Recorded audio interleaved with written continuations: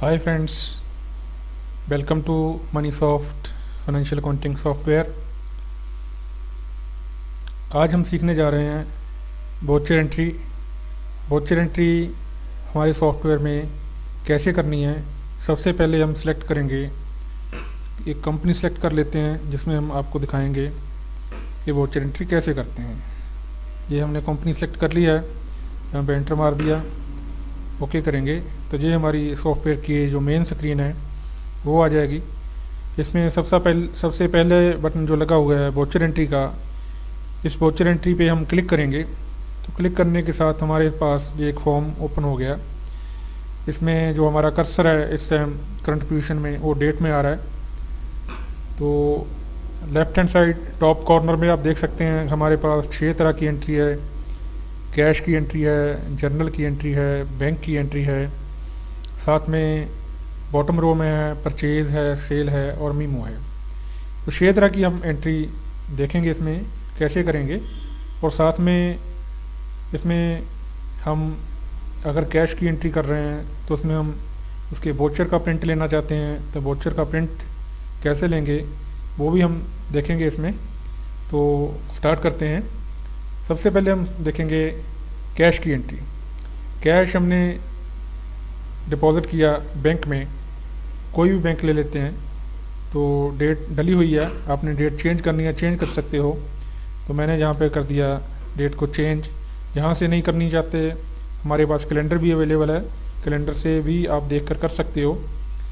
इसमें जैसे ही आप 3 तारीख को संडे आ रहा है उस पर आप क्लिक करते हो तो संडे की वहाँ पे ऑप्शन आपको ओपन हो जाएगी, साथ में रेड कलर में जहाँ पे आपको दिखा रहा है कि इस डेट को संडे है। यहाँ आपके पास ओमिट संडेज़ को ओमिट करने की भी आपके पास ऑप्शन है। अगर आप इस ऑप्शन को इनेबल कर देते हो तो आप जैसे ही डेट डालते हो संडे वाली 3-4 मैंने डाली हुई है तो वो अपने आप नेक्स्ट डेट में आपको ले जाएगा। तो हमने कैश सेलेक्ट करके रखा हुआ है। आईसीआईसी बैंक, जहाँ पे हमने जिस बैंक में कैश को डिपॉजिट करना है वो है। नरेशन हम लिखेंगे, जहाँ पे सीडी टाइप करेंगे, सीडी टाइप करने के साथ ही ऑटो नरेशन जहाँ पे इनेबल हो जाएगी तो कैश डिपॉजिटेड जहाँ पे आ जाएगा। आपने नरेशन में कुछ और लिखना है वो भी आप ऐड कर सकते हो। अगर कैश डिपॉजिट आप मैनुअली टाइप करना चाहते हो तो मैनुअली भी टाइप कर सकते हो।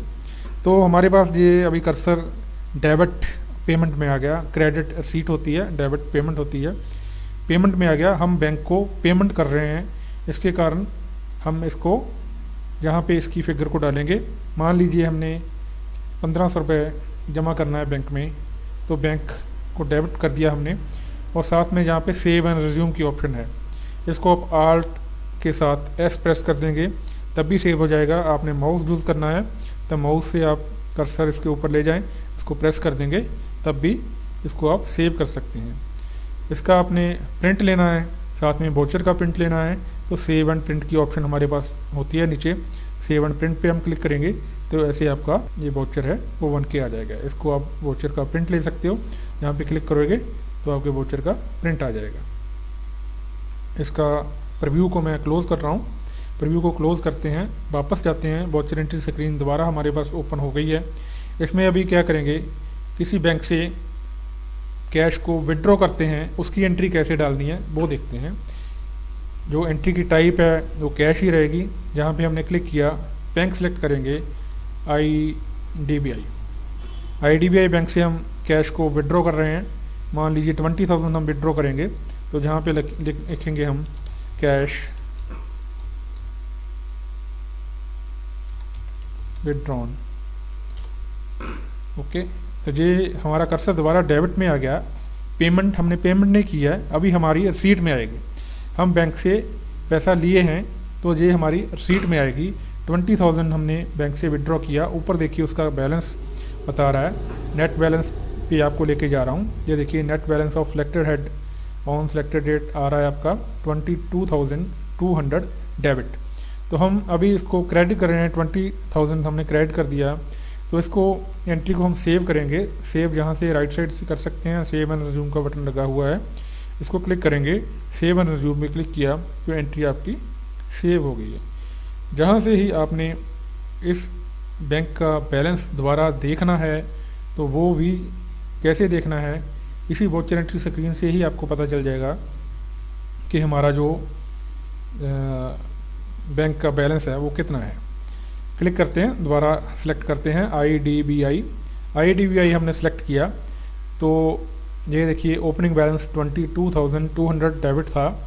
अभी इसका जो रनिंग बैलेंस आ रहा है वो 2,200 डेबिट आ रहा है।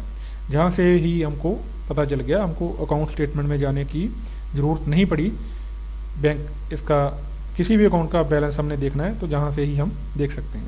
इसको सिलेक्ट करते हैं दोबारा, तो जहाँ पे आपका नेट बैलेंस ऊपर भी शो हो रहा है कि इस अकाउंट का जो बैलेंस है वो आपके पास कितना है, और साथ में कैश इन हैंड भी आपके पास शो हो रहा है कि कैश इन हैंड आपके पास कितना है। आपने पहले देखा होगा कि हमारे पास कैश इन हैंड पहले था 2 लाख में से हमने 1,500 जो डिपॉजिट किए थे बैंक में और 20,000 हमने विड्रॉ किए थे, तो हमारे पास कैश बढ़ के अभी 2,18,500 हो गया है। ऐसे ही एक और एंट्री देखेंगे, किसी पार्टी को हमने पेमेंट करनी है, किसी पार्टी का बैलेंस स्टैंड कर रहा है उसको पेमेंट करनी है, वो कैसे करनी है। तो जे वाली ग्रिड ओपन हो जाती है। डेट आप अपनी मर्ज़ी से चेंज कर सकते हैं, कौन सी डेट को आपने चेंज करना है। तो मैं पे कर रहा हूँ, जहाँ पे पार्टी है हमारे पास समीर डी देसाई, तो इसका बैलेंस बता रहा है हमारे पास 16,700 क्रेडिट बैलेंस। ऊपर देखिए राइट हैंड साइड पे रेड कलर में लिखा हुआ आ रहा है। ओपनिंग बैलेंस ही था इसका क्रेडिट बैलेंस है। इसका मतलब हमने इसको भी पेमेंट करनी है। पेमेंट कर देते हैं इसको, जहाँ पे देते हैं कैश पे टू पार्टी। तो ये हमने कैश से अभी पेमेंट कर रहे हैं, अभी कैश की एंट्री चल रही है। अभी मैं कैश के बारे में बताऊंगा आपको। पार्टी को पेमेंट करनी है, कैसे करनी है। समीर डी देसाई को हमने पेमेंट की है, कैश पे टू पार्टी लिखा है, और इसकी पेमेंट कर देते हैं 16,700 रुपये। ऊपर हमारे पास कैश इन हैंड 2,18,500 है, उसमें से 16,700 रुपये अभी माइनस हो जाएगा। इसको मैं यहाँ पे माउस से आपको बता रहा हूँ, save and resume Alt S से भी सेव कर सकते हैं। इसको क्लिक करेंगे, एंट्री आपकी सेव हो जाएगी। साथ में आपका कैश इन हैंड भी 2,18,500 में से 16,700 रुपये माइनस हो जाएगा। तो कैश इन हैंड आपका अभी आ गया है 2,01,800 रुपये। और नेक्स्ट एंट्री करते हैं, डेट चेंज कर लेते हैं। 6/4 को मैं एंट्री कर रहा हूँ, मैंने एंटर किया। एंटर करने के बाद हमारे पास एक ग्रिड ओपन हो गई, उसमें लिखा आ रहा है choose an account head. Account head choose करना है, आपकी मर्जी है, आपने पेमेंट लेनी है या पेमेंट देनी है। इसमें सारे आपके हेड शो हो रहे हैं। अभी हम एक पेमेंट रिसीव करते हैं, किसी से हमने पेमेंट लेनी है। हमारे पास एक पार्टी है जगदीश भाई,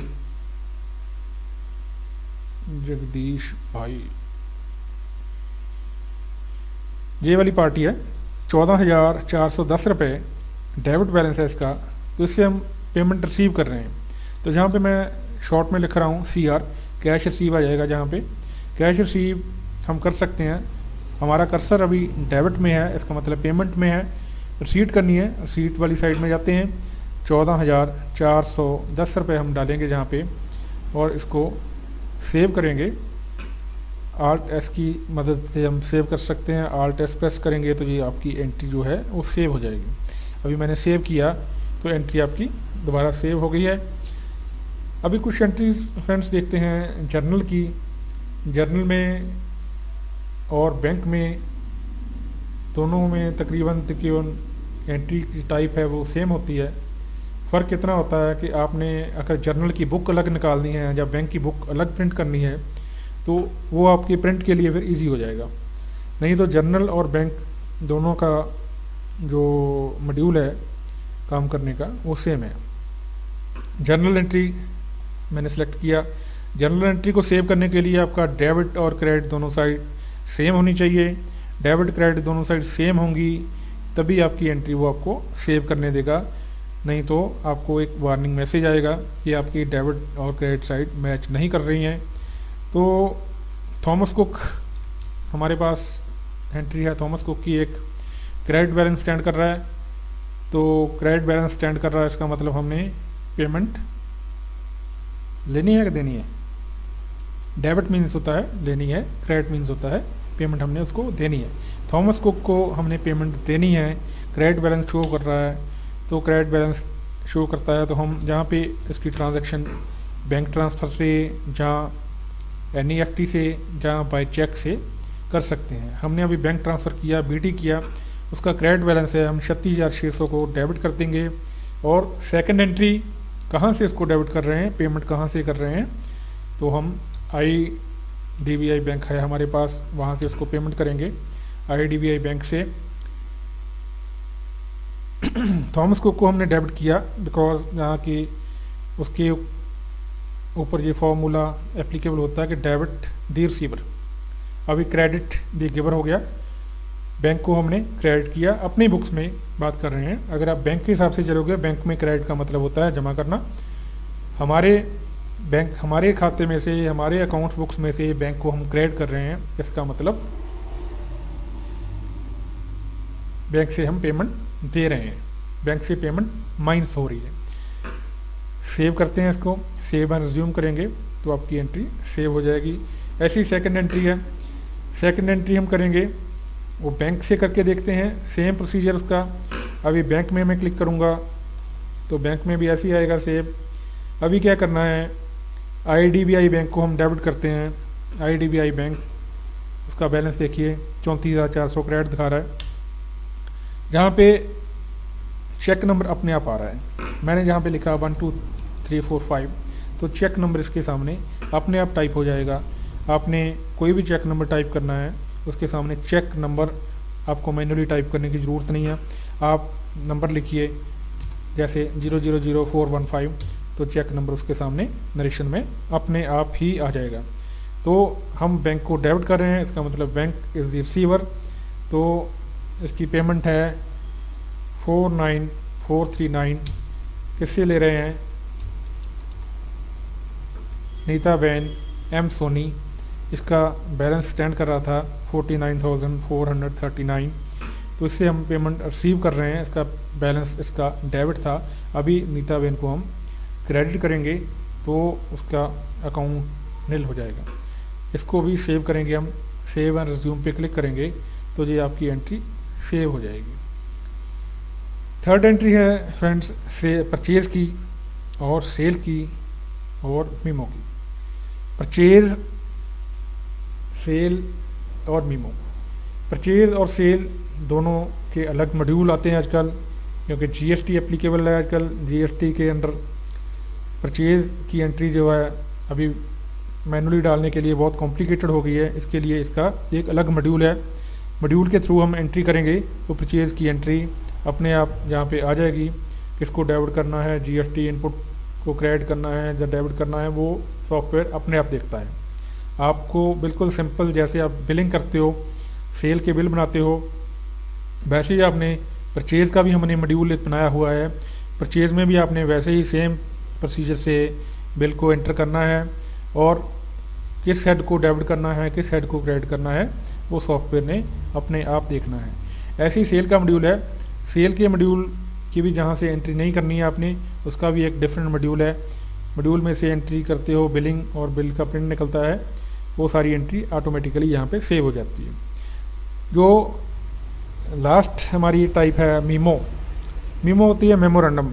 ये मीमो एंट्री हम क्यों करते हैं कि अभी हम बैठे एंट्री कर रहे हैं, कोई हमको याद आ गया कि नेक्स्ट मंथ फलां एंट्री हमने करनी है, तो अभी हम उसकी एंट्री डाल देते हैं।